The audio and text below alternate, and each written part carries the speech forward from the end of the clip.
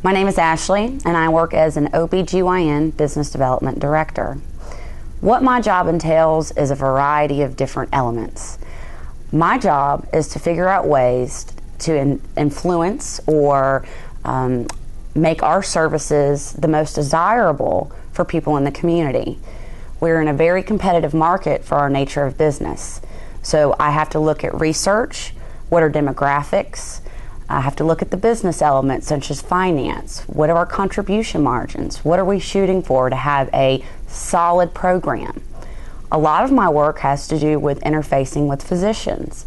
I have to make sure they have the tools that they need to have successful operations, that it's easy to work with our organization, and that patients have easy access to our organization as well. And that might be through creating creating programs that provide health screenings that can then lead to helping them further down the road with their health needs. So really, my day-to-day job duties could be a variety of different elements. I can tell you I closely monitor things like volume, how many cases we have that come in per month, whether it be in the OB arena or the gynecology arena. I have to monitor those every month to make sure that we're staying on track, and if numbers do start to go a way that we wouldn't like them, what are those root causes as to what's happening? I have to do a lot of critical thinking in my job. You know, how does the ball get rolling and what keeps the ball rolling? So it's very multifaceted. Every industry can benefit from somebody in business development. Customers don't always come to you. You have to go to them and make sure you're providing something attractive and quality for them to utilize. As with most jobs in corporate America today, I would say the minimum education requirement for my type of job would be a bachelor's degree either in marketing, general business, communications. I myself went the communication route as I started off originally in public relations and then later transitioned into more of the business development angles. In addition to the degrees, there's a lot of internships and certain certifications out there that you can get.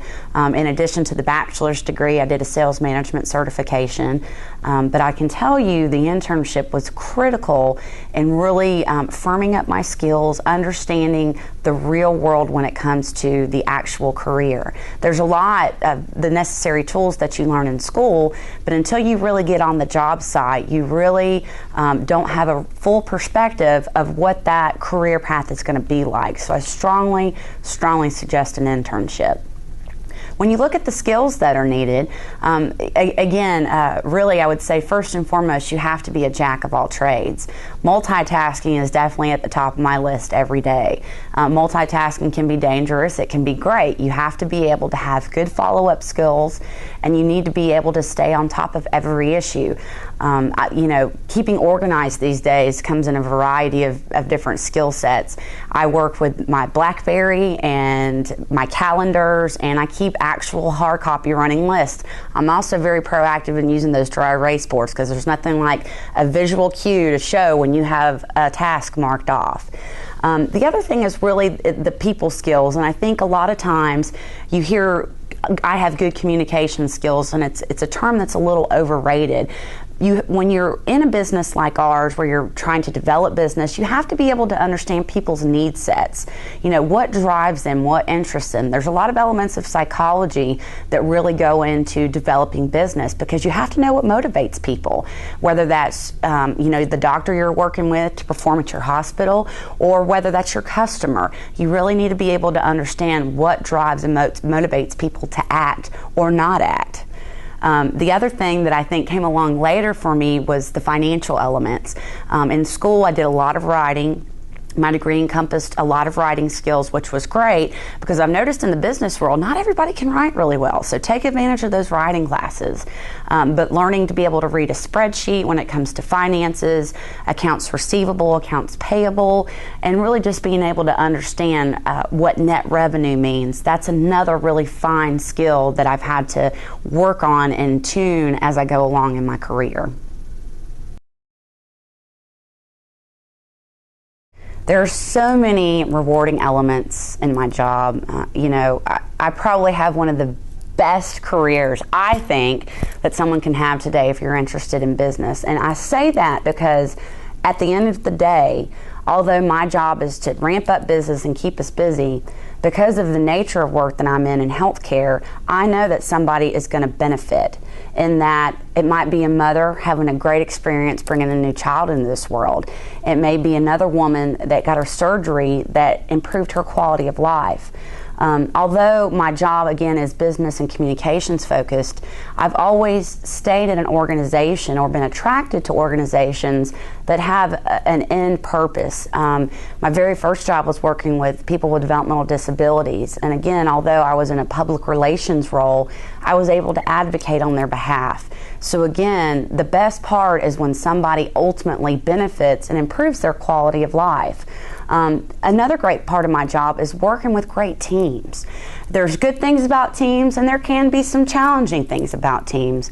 But at our organization, teamwork is put at the top level as far as what we value. And really, I only know so much. And so when I can benefit and grow my program using the talents around me, that makes my job that much better. Now, on the latter part of that, sometimes I don't get things in the time that I'd like them done. So probably one of the worst parts of my job is having to wait. In business development, you really have a lot of long-term systematic goals. You can't just kind of switch a light on or off and bam, you either have light or don't have light. Things take time. So that's a big challenge for me, is being able to be patient and know that just because I have a request into somebody doesn't mean they don't have 50 other requests in as well, because there are counterparts of me in other specialties in healthcare, such as orthopedics or neurosciences. So again, when you work in a big organization or with teams in general, you have to have that patience. So really, I don't want to say that's the worst part of my job. It's definitely the most challenging, though. And then, you're going to have good days and bad days. You're going to have days where, what you're doing it sets the organization to the next level. You're going to have some days where you're going to have somebody a little upset with you because something didn't go the way that they planned. And a lot of times it's out of your control, but you just have to know at the end of the day, in healthcare especially, you're benefiting patients. So no matter what's bad and what's good, you still have an end job to do. My final advice to anybody looking to go into the business development field is, I would say, threefold. First, always ask questions. Never leave a rock uncovered, because if you don't ask the question, you end up missing the opportunity. And trust me, there's opportunities everywhere. And in business development, that's what you're looking for, is the opportunity. Two, refine your research skills. We're the internet generation. Embrace it. 40% of my job is research. So you need to be able to know where to go on the information you're looking for. If you're in a specific industry, know what those trade organizations are. Know what the expert sources are, and always tap into them. Don't let the research come to you. You go to the research. And finally, do that internship. I did a free internship, did it on my own, found it out through the local university, but it was the best summer I ever spent because, again, I had those elements that I learned in school, but when you get to the real world and you look at the application, a lot of it's different in that there's a lot of external elements in the business field that can affect the way you interpret that education or the way you apply that education. So definitely take advantage of internships when you get ready to go out into the career world.